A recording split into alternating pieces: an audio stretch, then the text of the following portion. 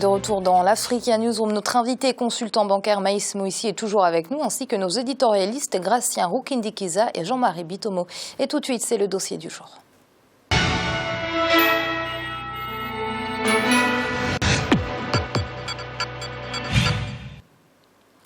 On poursuit notre semaine spéciale sur le secteur de l'assurance, un secteur qui peine à se faire une véritable place sur le continent africain. Focus aujourd'hui sur la Côte d'Ivoire. Bien que ce pays d'Afrique de l'Ouest tire son épingle du jeu, les résultats restent encore trop faibles. Seuls 2% des 24 millions d'Ivoiriens consomment des produits d'assurance. Reportage de notre correspondant en Côte d'Ivoire, Olivier Conan. La Côte d'Ivoire est la plus grande économie de l'UEMOA, Union économique et monétaire ouest-africaine, avec près de 40% du produit intérieur brut de la zone. Au niveau du marché des assurances, avec 251 milliards de francs CFA de chiffre d'affaires en 2014, le marché ivoirien est le premier de la zone CIMA, conférence interafricaine des marchés d'assurance, avec 25% des parts. Le secteur est animé par une trentaine de compagnies, 140 courtiers en assurance et 1 millier d'agents généraux. Malgré le dynamisme du secteur, des efforts restent à faire. Seulement 2% des 24 millions d'Ivoiriens consomment des produits d'assurance. Quelle est la part du secteur dans l'économie du pays? Comment est organisé le marché? Quelles sont les clés du succès de l'assurance en Côte d'Ivoire? Que gagnent les utilisateurs de produits d'assurance? Pour les spécialistes, la population a intérêt à souscrire à une assurance. L'assurance vie représente 45% de part de marché. Les assurances funéraires et l'indemnité de fin de carrière sont des produits très prisés par la clientèle. Ce produit d'obsèques a été un produit bien accueilli par la population. Je dirais qu'aujourd'hui, c'est un produit qui constitue pas loin de 70% de notre portefeuille au niveau de la Loyal Vie. Cette assurance obsèques est un élément très important pour nos populations parce qu'il y va de votre rôle au niveau de votre dignité, au niveau social. En 2014, l'assurance vie représentait plus de 111 milliards de francs CFA et la branche dommages près de 140 milliards de francs CFA. L'une des clés du succès de l'assurance vient du fait que depuis 1962, l'assurance des véhicules à moteur est obligatoire. Cette obligation s'est étendue en 1986 à l'assurance à l'importation.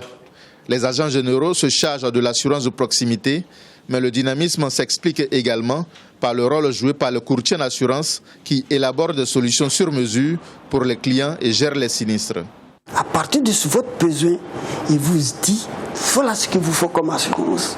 Et même s'il vous dit qu'il vous faut une assurance incendie, par rapport à votre situation, il vous dit voilà ce qu'il vous faut à l'intérieur de cette assurance-là, les garanties que vous devez souscrire. Donc c'est lui qui vous donne un truc à la mesure de votre possibilité financière en plus. Et à partir de ce moment-là, comme je vous dis, il fait un avant-projet, c'est son rôle ça, de faire un avant-projet du contrat qu'il vous a proposé, vous soumettre tous les éléments de cet avant-projet et maintenant demander à l'assureur, par rapport à cet avant-projet, qu'est-ce que vous dites? Qu'est-ce que vous me proposez comme? Tout en sachant à peu près qu'on ne doit pas dépasser une certaine fourchette de prix. Le marché de l'assurance est divisé entre l'assurance vie et les assurances des dommages, IARD, incendie et construction. Pour promouvoir leurs intérêts, les entreprises du secteur ont créé l'ASACI, Association des sociétés d'assurance de Côte d'Ivoire.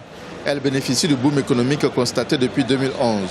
En fait, le secteur est tributaire de l'activité économique, cependant sa contribution à l'économie est encore faible.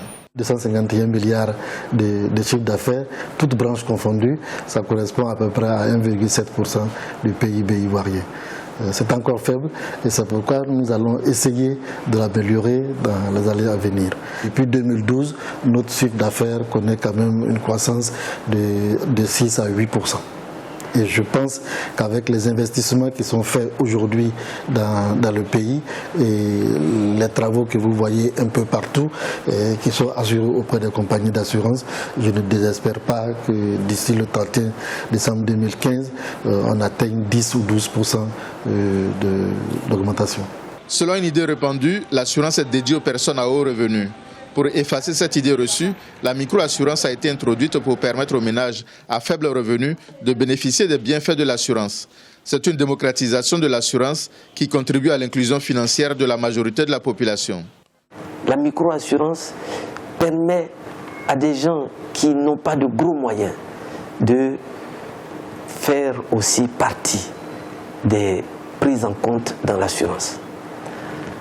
La microassurance est une innovation qui permettra aux populations qui sont dites pauvres de pouvoir accéder à ce que nous battons chaque jour à réaliser, à faire en sorte qu'ils puissent eux aussi avoir une quiétude au niveau de la protection de leurs biens et de leurs personnes. La microassurance permettra d'augmenter sensiblement le taux de pénétration de l'assurance.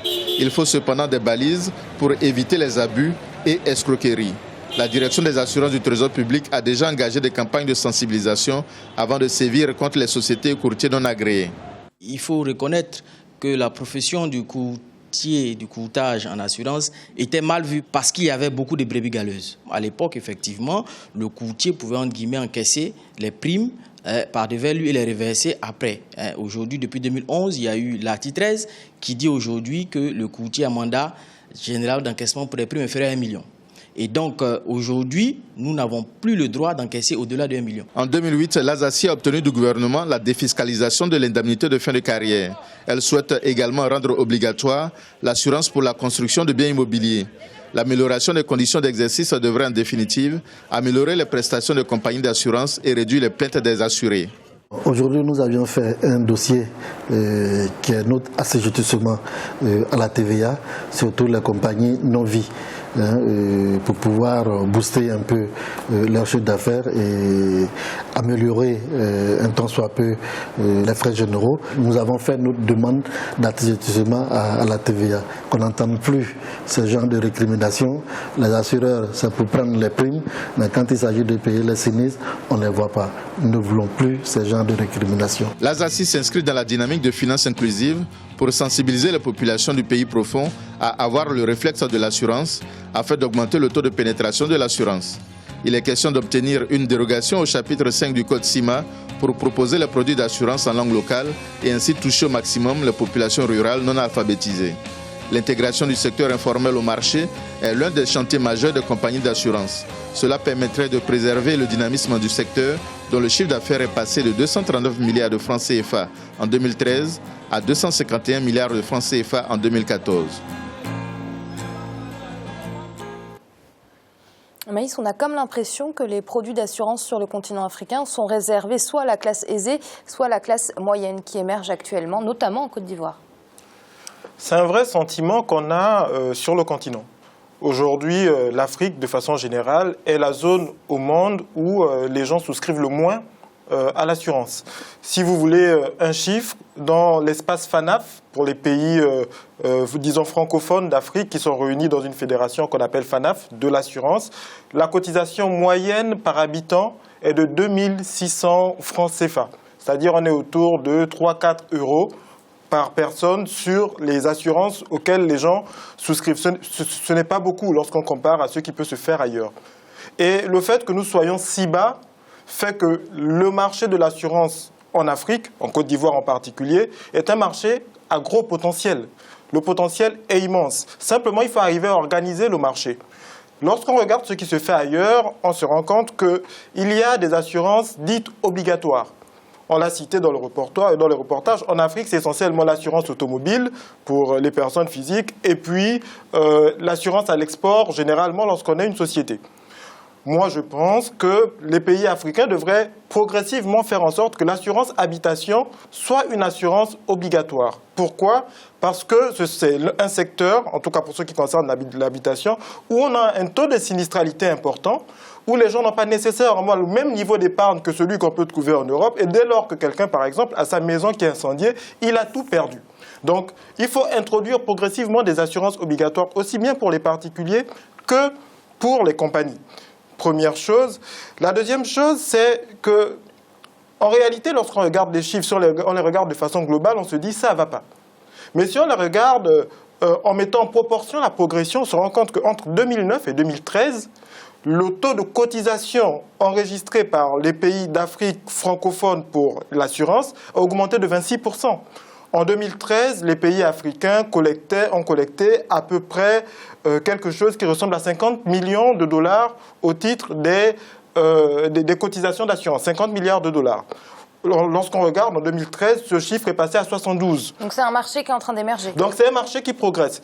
Peut-être pas aussi vite que l'on voudrait, mais qui progresse déjà en moyenne un peu plus que ceux que l'on voit ailleurs. Donc il faut pousser, il faut mettre en place des mécanismes juridiques, il faut que les États accompagnent, mais c'est important l'assurance. Je voudrais finir sur un point. On a beaucoup parlé d'assurance, de micro-assurance, mais on n'a pas parlé de réassurance. Les assureurs ont l'obligation de replacer une partie des cotisations qu'ils collectent chez un grand assureur qu'on appelle réassureur.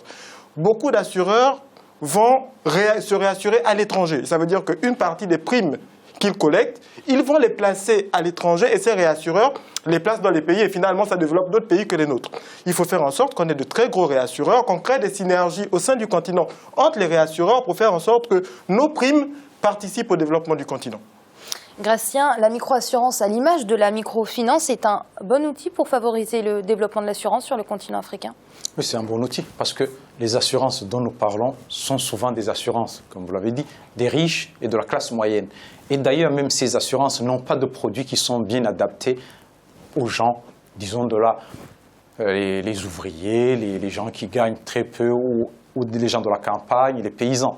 Non, comme il n'y a pas de produits adaptés, donc ces gens-là ne sont pas concernés parce que déjà l'assurance ne considère pas ces gens parmi les futurs clients. Avec les micro-assurances, donc on rentre dans d'autres produits. Il a parlé d'assurance, d'assurer les habitations. On peut parler par exemple à la campagne où les gens ont des maisons qui n'ont pas beaucoup de valeur. Mais on peut tout de même les assurer. On peut aussi assurer les gens qui sont les gens au sein de la famille, mais avec des petites cotisations, mais avec une grande mutualisation. C'est-à-dire qu'au lieu d'avoir les 2%, on aura pratiquement 90%. Il n'y a pas de sinistres.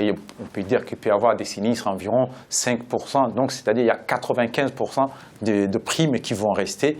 Et du coup, ça pourra aussi régénérer une sorte d'une grande compagnie ou de grandes compagnies de microfinance capables de jouer sur la continuité. Ça sera bien pour, disons, le niveau de vie des citoyens qui n'ont pas beaucoup de moyens. Jean-Marie, vous êtes d'accord, hein, la microfinance peut représenter en Afrique un marché potentiel conséquent? C'est un marché qui est conséquent parce qu'aujourd'hui, le taux d'assurés en Afrique est très très bas, comme Maïs l'a souligné. Et il faut mettre en place des mécanismes qui permettent, c'est-à-dire de clarifier le paysage assurantiel en Afrique. Aller dans des adaptations qui sont des adaptations ciblées par rapport aux différents types de populations. Vous savez, ici, là, en France, quand vous prenez par exemple une assurance automobile, vous avez plusieurs, une répartition à l'intérieur. Soit vous assurez votre véhicule tout risque, soit vous allez l'assurer au tiers, soit il sera assuré si vous voulez au minima. Donc ça permet déjà à la population de pouvoir comprendre ce que c'est que l'assurance et son utilité sociale par rapport aux individus. J'ai parlé ici là sur le plateau la dernière fois, vous m'avez posé la question, Amira, c'était par rapport à l'assurance santé. L'assurance santé qu'on commence à éduquer les gens là-dedans. Dès l'instant que les individus vont voir l'utilité de l'assurance au niveau de la santé, ils pourront tout simplement, si vous voulez, extrapoler maintenant et se dire que je veux une couverture suffisante pour tout le reste, comment dirais-je, de mes activités. Donc à partir de là, petit à petit, on va rapprocher là, les populations africaines du monde de l'assurance. Maïs, de quelle manière l'assurance peut sécuriser la croissance d'un pays? L'assurance en elle-même a ceci de particulier, et contrairement à la banque, c'est ce qui fait la différence entre les deux activités et qui fait que l'assurance est quelque chose d'important, à la limite beaucoup plus important que l'activité bancaire. Vous avez un compte en banque, un compte courant, vous mettez de l'argent, cet argent vous allez le ressortir immédiatement parce que vous avez des besoins courants dans votre vie. C'est pour ça que le compte bancaire s'appelle compte courant. L'argent sur un compte bancaire ne reste pas longtemps. Si à l'inverse, vous prenez une assurance vie, vous allez verser progressivement de l'argent, vous pouvez le faire pendant 10 ans, 20 ans, 30 ans, c'est de l'argent qui est immobilisé, que vous n'utilisez pas comme celui qui est sur le compte bancaire. Que fait l'assurance avec cet argent? Elle doit vous verser des primes, et pour verser des primes, elle doit investir.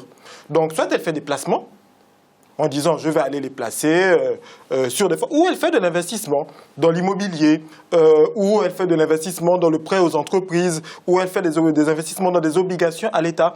Et par cette activité, elle finance l'économie et donc elle peut tirer la croissance. Plus les cotisations sont importantes, plus l'investissement dans le pays est réalisé, plus l'assurance a un impact sur le PIB et la croissance du pays. Prenons le cas de la France.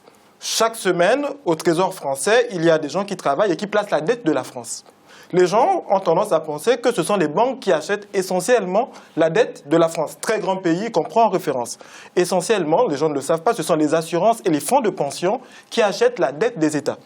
Donc vous voyez que les banques sont même reléguées au second plan. C'est pour ça qu'il faut développer, mais de façon résolue, le métier de l'assurance dans nos pays et faire en sorte qu'il contribue pleinement à faire en sorte que l'assurance soit un pan de notre développement. Et c'est l'heure de marquer une nouvelle pause. On se retrouve très vite pour la suite de l'Africa News Room. À tout de suite.